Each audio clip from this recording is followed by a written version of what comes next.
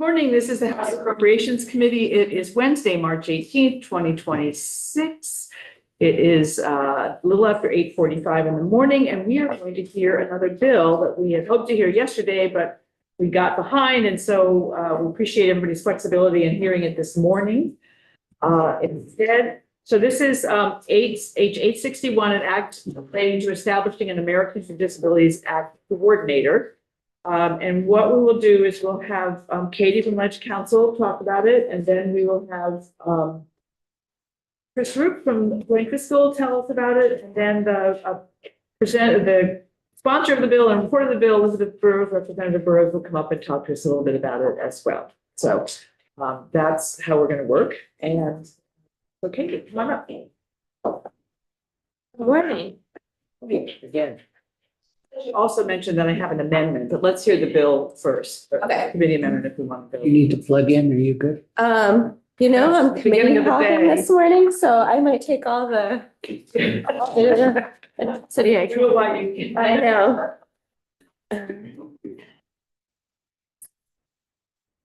You were flying. Sorry, need better equipment. Thank you. Where's ADS? Okay. So here, Katie McLean, Office of Legislative Counsel, here is the committee report from the House Committee on General and Housing. This creates an ADA coordinator within state government. This position is created in the Agency of the Administration for the purpose of coordinating across state government and in collaboration with agency partners, all state programs, services, and activities accessible to and available for individuals with disabilities. Subsection B talks about the professional requirements for this person. So this is a person with a lived experience of having a disability, somebody who's completed a recognized ADA coordinator certificate program, somebody who has comprehensive knowledge of the ADA and Section 504 of the Rehabilitation Act, any other related federal state disability rights law. The coordinator is familiar with the structure, program, services, and personnel of state government and alternative communication formats and system technologies. Subsection C says that in hiring the coordinator position, the Secretary of the Administration is to consider only candidates that are nominated by the following entities. And then there are 4 entities listed. And then subsection D lists all of the responsibilities of this coordinator position. I'm happy to go through them. Or if you'd like me to move on to the appropriation, I can do that. Why don't you just, it's not a very long bill, so let's hear it. Yeah, thank you. So responsibilities of the coordinator: to work directly with state agencies and departments to advance, coordinate, and monitor statewide compliance efforts, act as a consultant for state employees, boards, executive, legislative, and judicial leadership, ensure communications with individuals with disabilities are as effective as those with individuals without disabilities, giving primary consideration to the individual's preferred method of communication, educate state employees on their legal obligations, disability access requirements, ableism, and prevention initiatives. Top of page 3, audit programs, facilities, and activities for ongoing compliance, oversee self-evaluation processes throughout state government to identify and correct violations, monitor federally required transition plans to ensure timely completion of structural accessibility and improvement, provide federally required public notice of rights under the ADA, and provide contact information for a governmental entity's coordinator, maintain collaborative relationships with disability advocacy organizations and stakeholders, and facilitate partnerships among governmental departments and disability advocacy organizations to align policies, programs, implementation strategies that support compliance with the ADA and accessible services.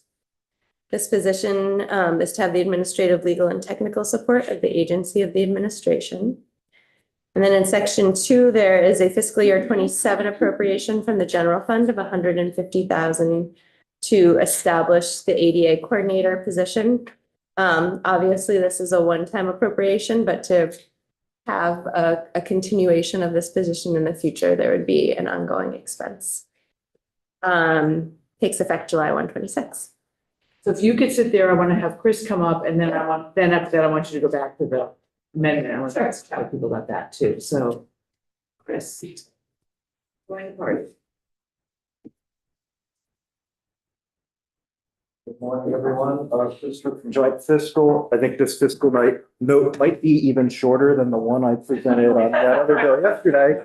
Long, short. Yes, we keep things interesting. The underlying issues involved are fairly complicated, but the bill itself is fairly straightforward. This creates a new position at AOA. I really just wanted to draw your attention to a few things. It's a new position, which is squarely within this committee's jurisdiction. It appropriates $150,000 in FY27 from the general fund. But as Katie mentioned, it's a position. It would be an ongoing base pressure in future budgets that would need to be accommodated. And I just wanted to note that given that positions are something this committee spends a lot of time looking at, that the hiring process contemplated for this position is unusual for state government positions. Oh, in the sense of who nominates for the positions. Right. I'm not aware of any other examples where the agency shall only consider candidates that are nominated by outside advocacy organizations. And so I can understand the thinking behind that. The word only, I'm wondering, is there any legal issue, Katie? If they can only, is that? It's unique. When I drafted it, I sort of ran some questions by my GovOps colleagues and they confirmed that this was unique. They were the ones who finally gave that language to craft what House General and Housing was trying to do. So I feel comfortable that the folks with the subject matter expertise were the ones who put together the language. But I have heard, from my colleagues that this is unique in statute. I get the unique, I just want to be sure. Yeah, I know. That it's legal, so it seems to be. I feel confident relying on Yeah. Tucker and Tim. Right, okay. Great, thank you. So pretty clear fiscal note, 150,000. And so I've talked to Representative Burrows about this and she will come up and talk about the bill also. Actually, why don't I have you come talk about it and then we'll do our amendment because your stuff goes along the line. So don't go too far away with your view. Please join us for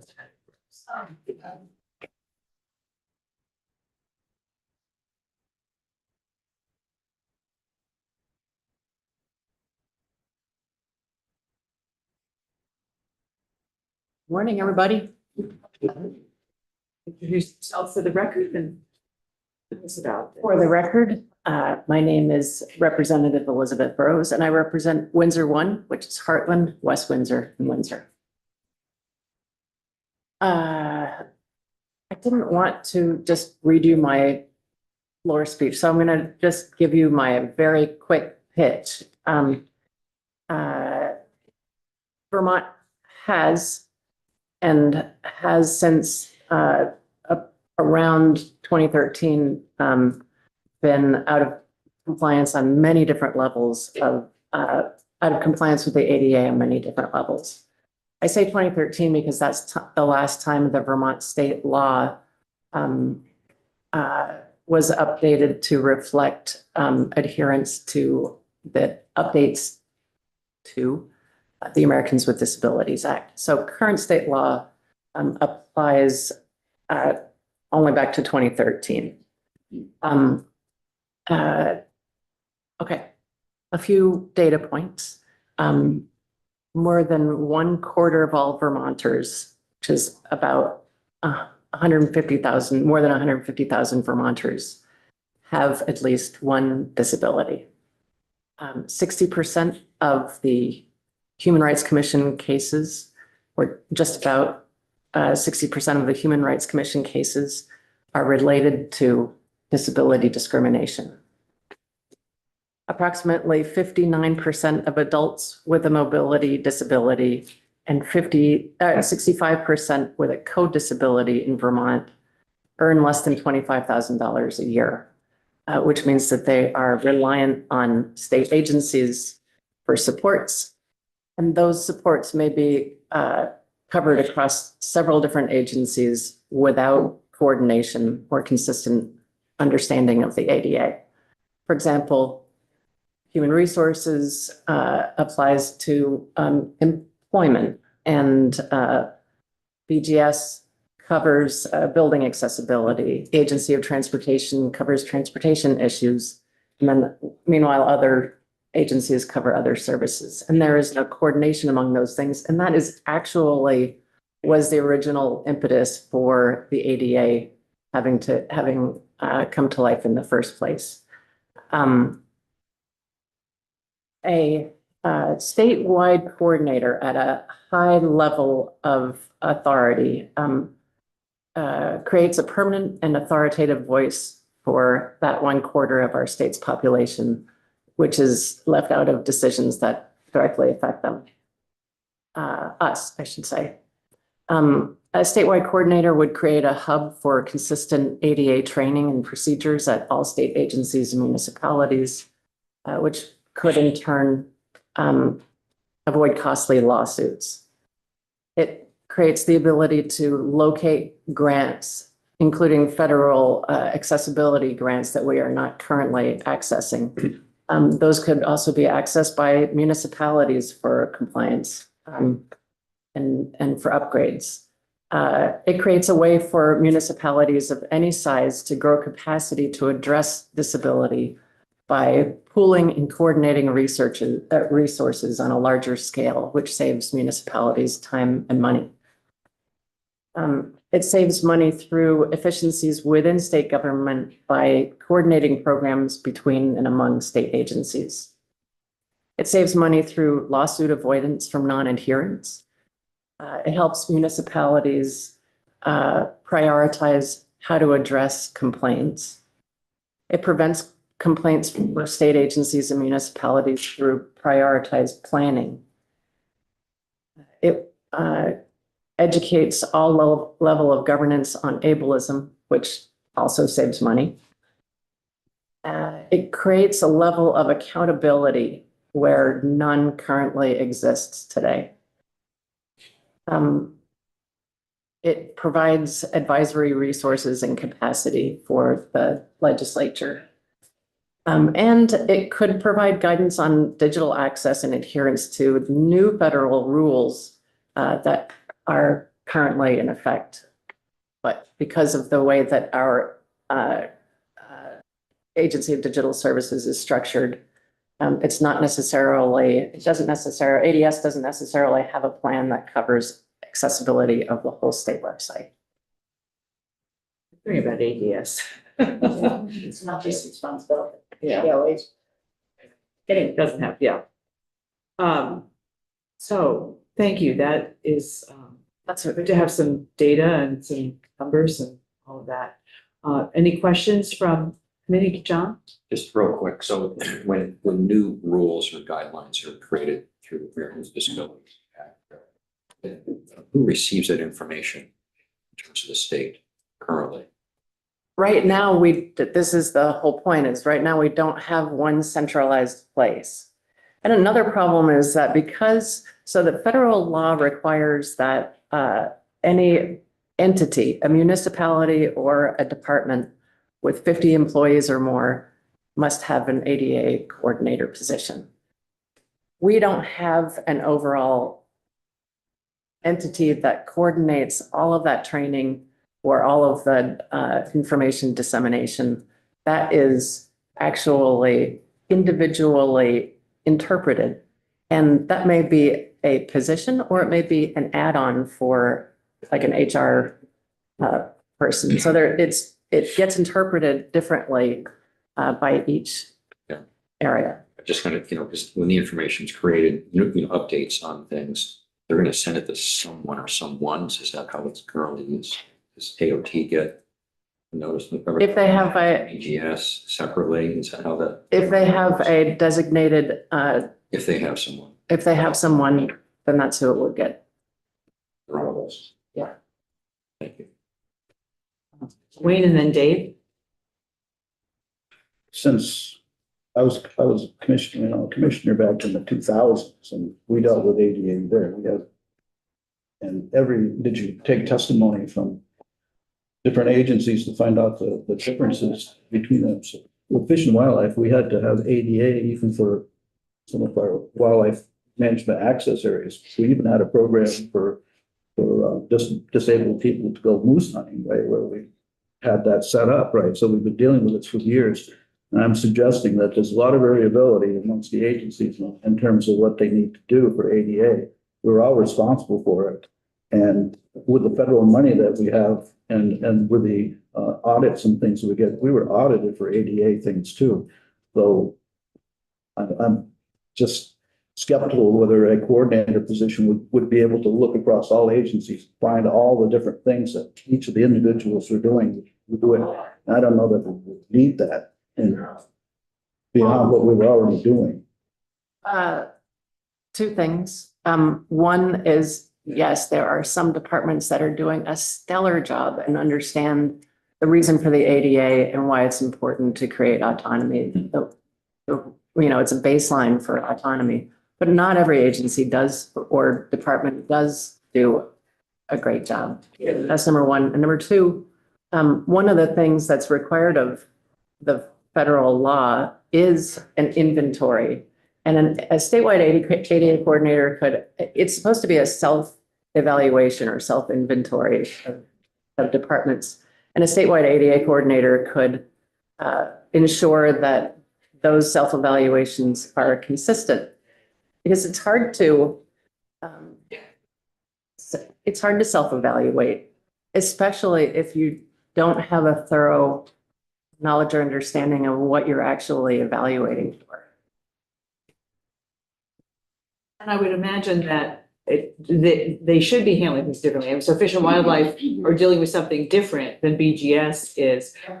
And at the same time, there are some universal things that need to be happening regardless of where you And are. that's BGS. BGS does, because BGS would be for our buildings, because, we have fee for space, BGS. Right, So they had but they BGS. may not be talking to other departments and agencies about what's needed as well. I mean, we do a lot of siloing around here. Is what I'm guessing. Dave? 2 questions. Did you take any testimony from the Commissioner of Aging and Independent Living? We did not. We took testimony from Katie McLean, and we took testimony from Big Hartman from the Human Rights Commission.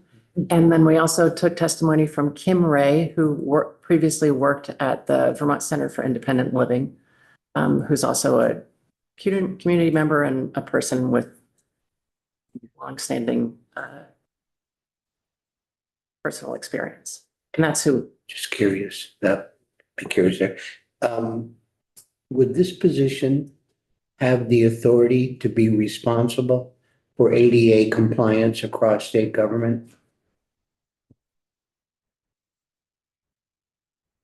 I wonder whether that's a question for Katie. Was it your intent when you put the bill together?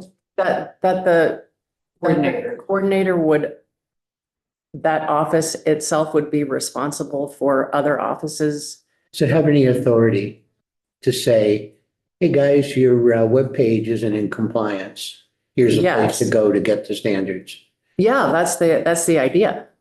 That's the So idea. it has some authority Yes. to do that. Okay. Yep. And the other thing was just last week, some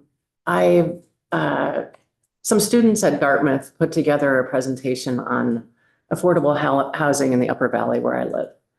And they had their research methods, but one of the recommendations that they concluded with was that our state should put money towards the Vermont Center for Independent Living for upgrades to existing housing.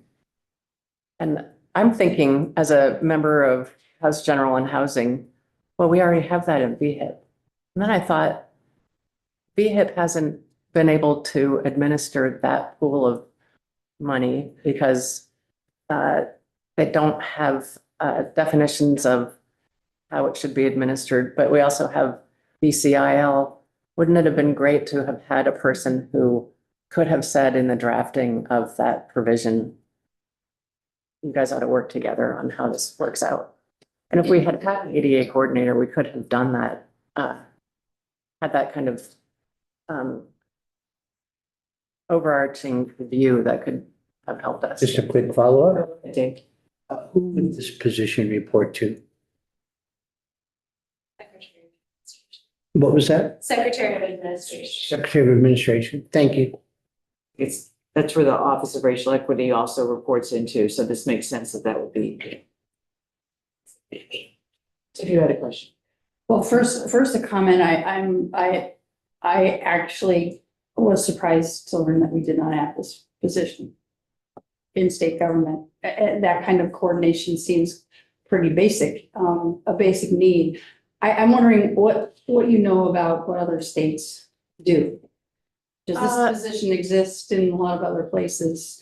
Well, there are about 15 other states that have this position. Mhm. Not every state has this position. But out of the 15 other states that have this position, or roughly 15, and I don't know whether that's the exact number. They're split about half rural or populous, and because every state has a rural area, populous and non-populous. Mhm. And I can't really give you a rationale for why each state did or didn't do it. I will say that I have a friend who with whom I went to college who has become an ADA coordinator. And she took a look at what we do and don't have in Vermont. And she felt that we do need to have an ADA coordinator because we don't have a consistent implementation across all agencies. Again, some are in add-ons to another role, some are standalone roles. It really varies from agency to agency and department to department in our state. So that's part of the reason for the need for an overall coordination. Just following up on that, did you take testimony from any of the state agencies about this? That's what Representative Yakimoni just. Right, but not the agency of administration or, No, we did not. okay. Okay, Lynn? Would this be an administrative role for the governor's office? As Secretary of Administration? It would be in the agency of administration. Yeah, So probably report to the secretary. Would you get any testimony from the administration people? Like from the Secretary of Administration or anyone that? No, we took testimony from the Human Rights Commission and from a former employee of the Vermont Center for Independent Living. Yes, did you get any testimony about who does this work now? Is there a variety of people? Is it just a couple of people? Is it? Again, it really varies widely from agency to agency. And that is part of the reason, the impetus for creating the role in the first place is that variance, which was why the ADA was created in the first place, to avoid that kind of shifting. We don't currently have a place that is accountable for adherence to the ADA. We don't currently have a way to actually, besides through lawsuits, we don't actually have a way to create accountability right now. So this would create that. And the last question I have is I'm really curious about this odd, unique way of hiring. Can we dictate to an administration, any governor's office, how they can look for people to fill a position like this? I mean, I don't know, maybe Katie can answer that, but what would be the normal hiring practice and why would we want to go and what kind of testimony did you get to determine who does this? Only suggesting kind of. This was, we did not take testimony on it, but part of the question was if this person is going to Rather, part of the reason behind it was the phrase "nothing about us without us." So we wanted to make sure that it was the actual members of the disability community, 150,000 people or 125,000 people who are being represented there. And so it's not like a regular hire. It needs to be ensured that the role is actually representing the people that it represents. Because it appears to be more of an advocacy role than an administrative role. There may be people that are administrators rather than necessarily coming from an advocacy background. But it seems to be these are an advocate position more than it is an administrative position. I would say it's both. I mean, it's not, you could say it's advocacy, but it's adherence to federal law, if you want to call that advocacy. I don't think it's the same as hiring for, I mean, it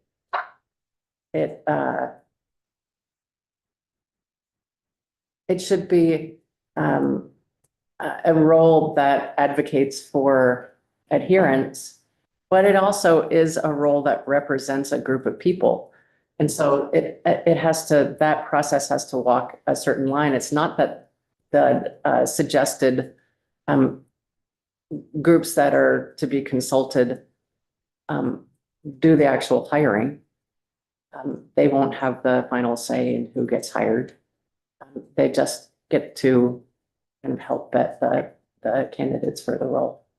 Okay, thank you. Tom? Yeah, it just strikes me that to have a coordinator at the top of the pyramid, what I'm hearing from you is that it's going to regulate or make more consistent things that are not consistent. If there's a difference in, fish and wildlife that there is from BGS, it strikes me as having all those different silos interpret the same law differently puts us potentially at a legal disadvantage because there's not that simple coordination from the top down or advice, or I don't see it as advocacy as much as it is, here are the rules and here's the way we're choosing to interpret them. Is that accurate? Is that an accurate description of what this office will be trying to do? And going back again to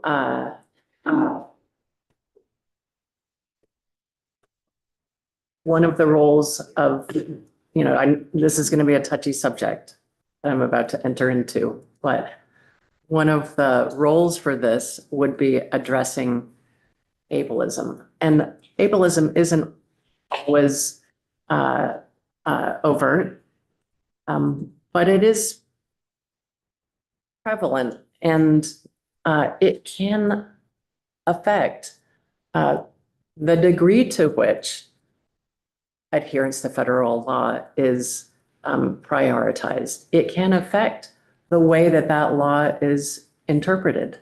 And so it's not about whether you like people with disabilities. It's about whether you adhere to the federal law.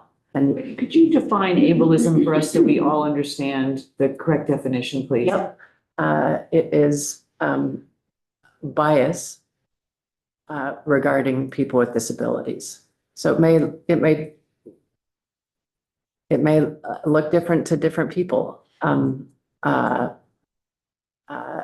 I can tell you from my own experience just walking with a cane that even among my colleagues, I experience, I hear comments and I don't hear derogatory comments, but I hear comments that show that some of my colleagues don't understand why it matters being able to get around this building. Why does it matter being able to, when the elevator, when the back elevator is down, why does that matter to people with disabilities? We don't have access to the mezzanine level of this building at all when the back elevator is down. And so it may seem like we're just whining about the elevator being down, but it actually does matter for our work. And so it's little things like that that actually, that is ableism.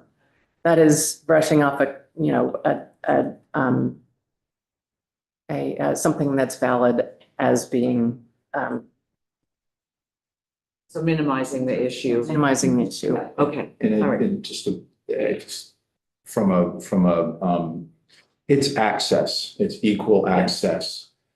And again, it's not always intended, it might be unconscious, but there was an incident with someone on my committee a few years ago when we got back from COVID, where there was this period of time where some people could testify on Zoom and some people couldn't for different reasons. If you were sick or if you were Right, infectious, you had to be home at Zoom.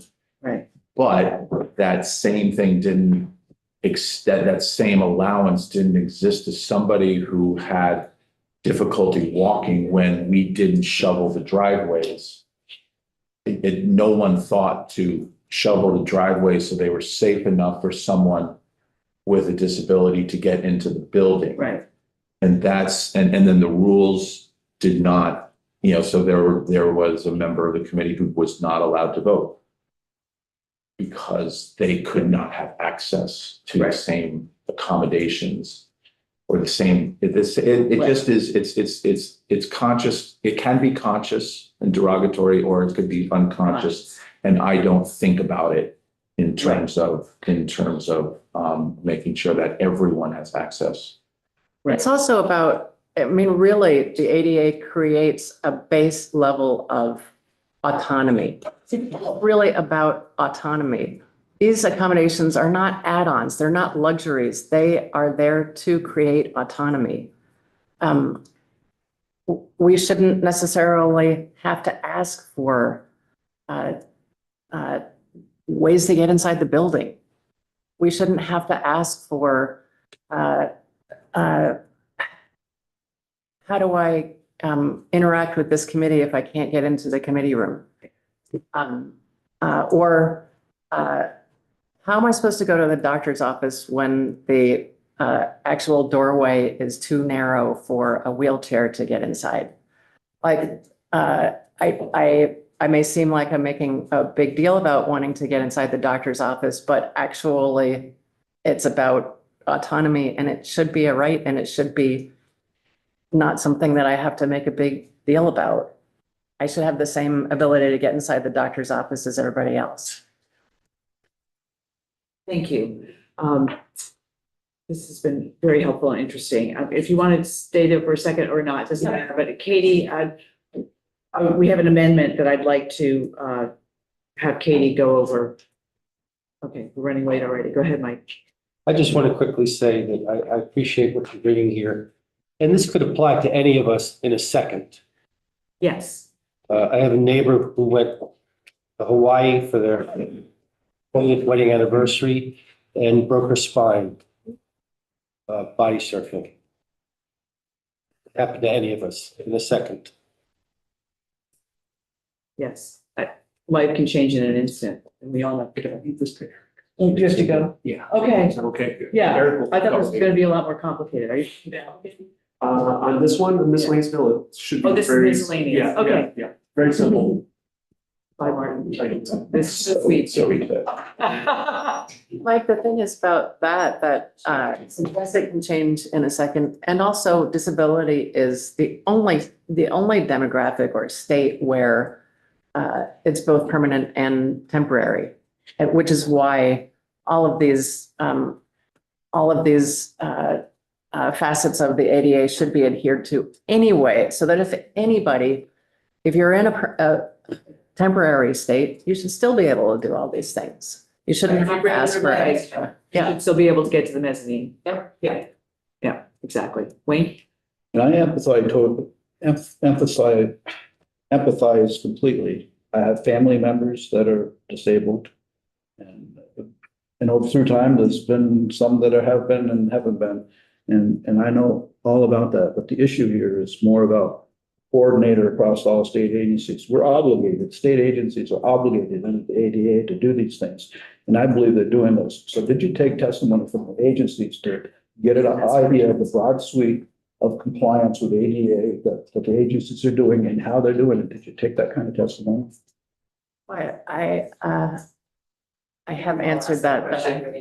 Several of us have asked that, and the answer is they did not. They took a testimony from other places. Sorry, I have to go to the restroom. Yeah, okay.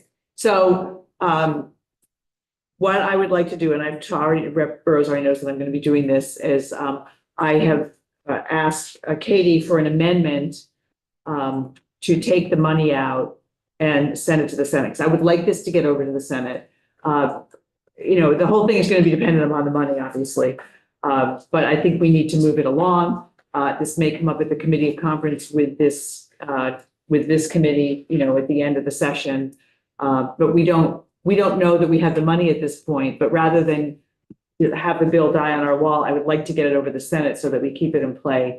And then by the end of the session, we will know whether there's funding available for this.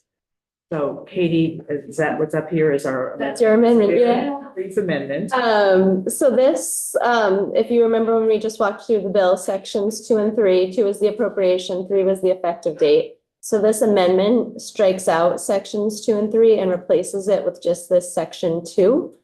This has the act taking effect on July 1, 26, provided that the sum of $150,000 has been appropriated in fiscal year 27 budget for the ADA coordinator position. Any questions on that? Another, if I may. Yes, okay.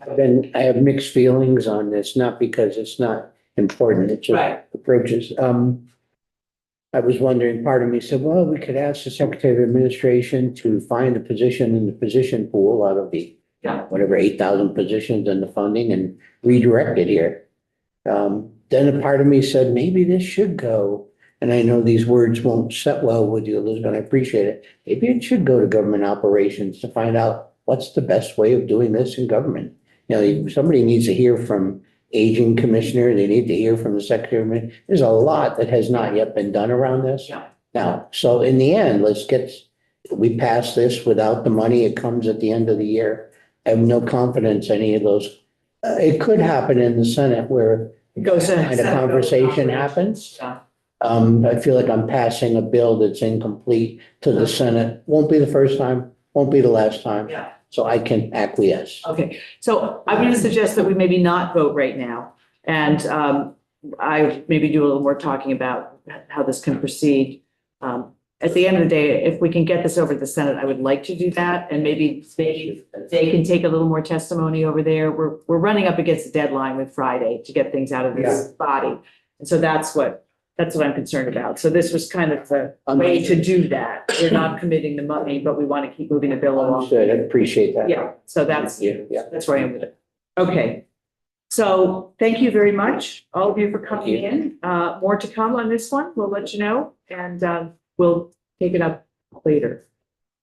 Thank you very much.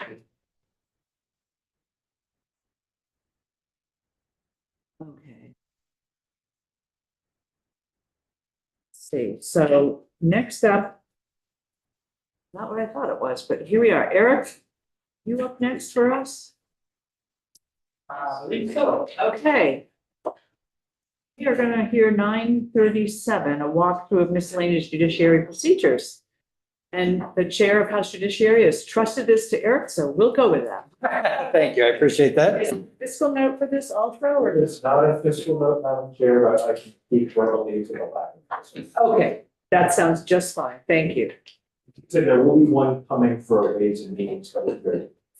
Is this in Ways and Means now? Yes. They're gonna vote it this morning. Okay, so this is one of the ones we're going to hear but not vote on. As we try to get through everything. Oh yeah, by the way, the other committee voted 10-01 on the coordinator bill. I meant to mention that, so just FYI. Okay. Hey, Eric. Hi, good morning, everybody. Eric Fitzpatrick with the Office of Legislative Counsel, here to talk with the committee for a few minutes about the annual miscellaneous judiciary procedures bill, H 937. And as you might expect with the miscellaneous bill, there's a number of different pieces to it that are sort of discrete, 30-ish discrete pieces involved in the bill. And I'm not entirely sure what the committee's interest is, to be honest. I don't know either. So, High level and tell us about the money, I would just say. okay. Should I skip right to the money? Because high level, I could do it, but it's going to take a little bit and most of it is really not to do with money at all. In our committee, do we know why? The only speculation I would have is sections 15, and I guess that would be 18. So I'll give you a moment of background as to what's going on in these two sections. Okay. And maybe What why. page is that, Eric? It's page 17. Thank you. Yep. So what's this involves, it's what's known as the Crime Victims Restitution Special Fund. And this is a fund from which crime victims can be reimbursed for their pecuniary losses that they suffer as the result of a crime. There's also an avenue within the existing law that, because ordinarily, if you think about someone being a victim of crime, in order to have their full range of pecuniary losses reimbursed, that doesn't happen until after the criminal conviction takes place, right? Because there has to be this legal decision that the person actually, that the crime actually was committed and the person was a victim in order for them to get their full range of losses reimbursed. However, there's also a provision in existing law for what's known as an advance payment. So before the full criminal proceeding has been completed, before a conviction has been had, crime victims can get a small, or I shouldn't say small because it all depends on the case, a portion of their losses reimbursed upfront before the end of the case. That's been existing law for a number of years. However, that amount of the advance, when the law was initially passed, was capped at $10,000. So $10,000 per loss associated with a crime could be reimbursed, could be advanced to the person out of the fund. A few years ago, that advance cap, the maximum amount that could be advanced, was reduced by the legislature from $10,000 to $5,000. And I think it was an issue related to the solvency of the fund and how many claims were being made, and rather than advance as much money as they had been prior to the conviction, they wanted to advance a little bit less. So that happened a few years ago. As is often the case when we're amending statutes to have a bunch of different references in them, we didn't catch all the places in statute where $10,000 had to be changed to $5,000.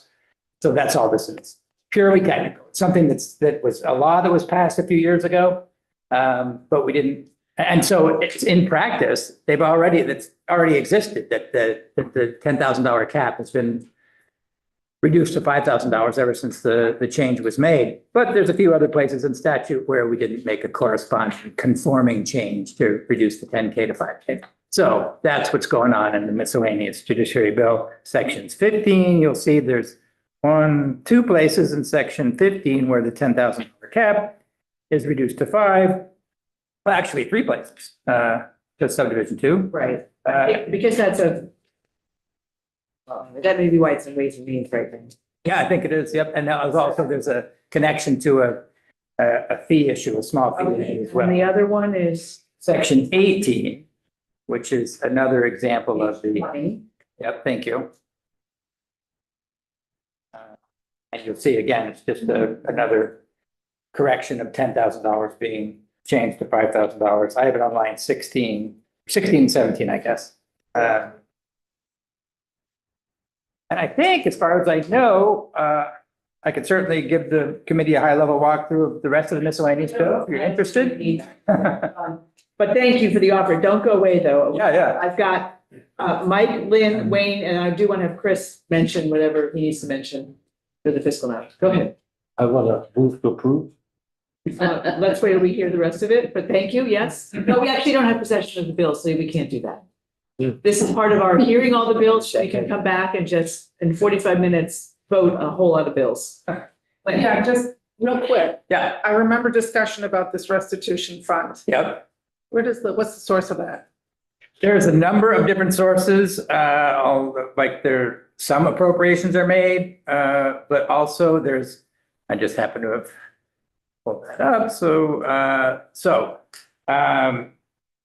any funds appropriated by the General Assembly, donations, there's a fee. I don't know if anybody has ever looked closely, I myself, if you've ever had a speeding ticket or anything like that, you look at the ticket for all the list of fees that are added to the actual offense, and there are fees for like the Victims' Compensation Fund, and there's a fee for the Crime Victims Restitution Special Fund. So those fees go in there as well. Wayne. I think you just answered the question. It's two funds that money goes into. Yes, two, the Victims' Compensation and this one. Yep, exactly.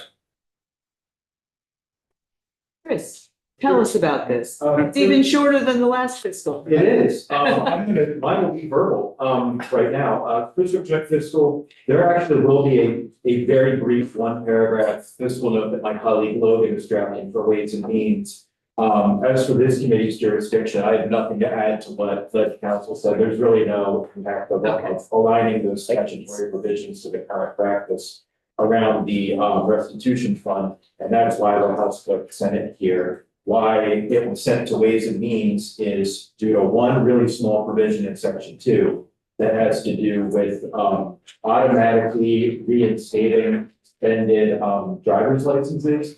Then kids get there, or people between the ages of 12 and 18 or 12 and 21. 12 and 21.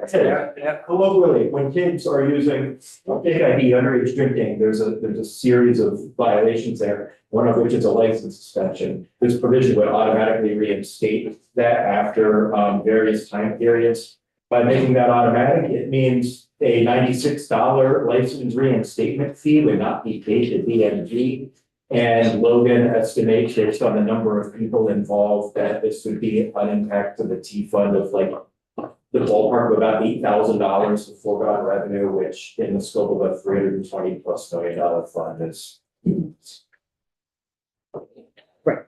Okay. So if we had this bill in hand, I would be asking us to vote on it, but we don't have it yet. Do we know when they're voting it out of Ways and Means? This morning, I think, right? Okay, so we will get it.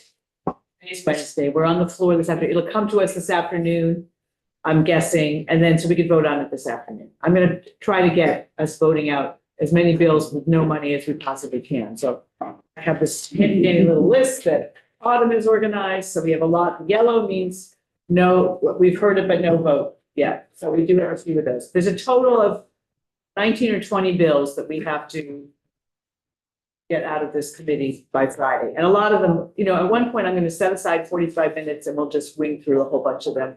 But when they have money, there may be some things that we want to talk about in committee as a result, because some of it's on your priority list also. Yes. We only have 3 left that we need to hear. Okay. That we actually have 3 left here. Excellent.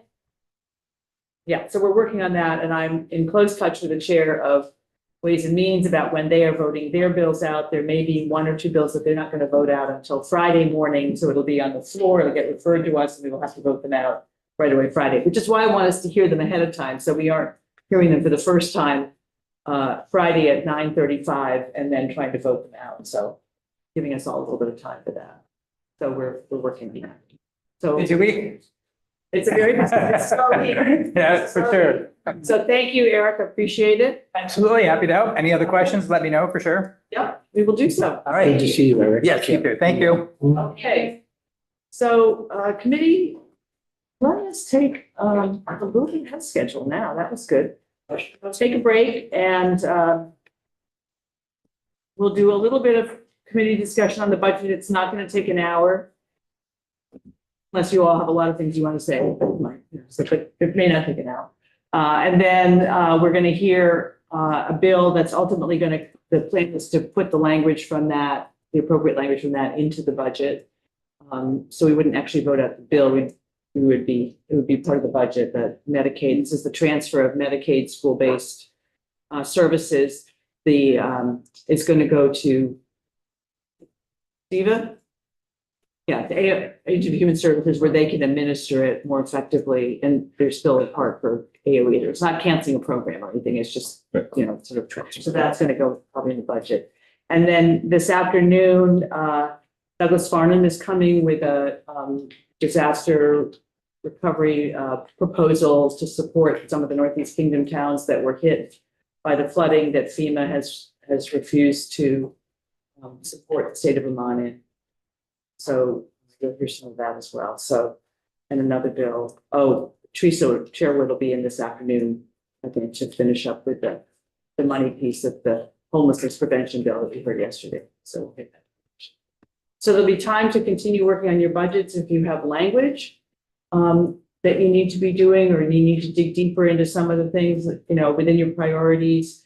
I've been in contact with James about a couple, like, was this actually new money, or is some of it new money and some of it was in the governor's budget, so that we understand exactly how much we're talking about for various things and other sources of funds. So we'll come back and have a little conversation about all of everybody's priorities.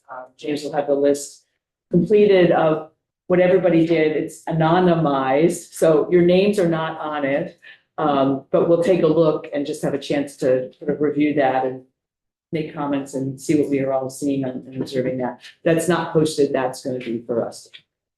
So Dave? When we passed the BAA, we used some money from the nursing home extraordinary financial relief to Yes. fund the ERC Yes. one. Yes, And I can't recall how we funded the case management same thing. for Both of them. the same then.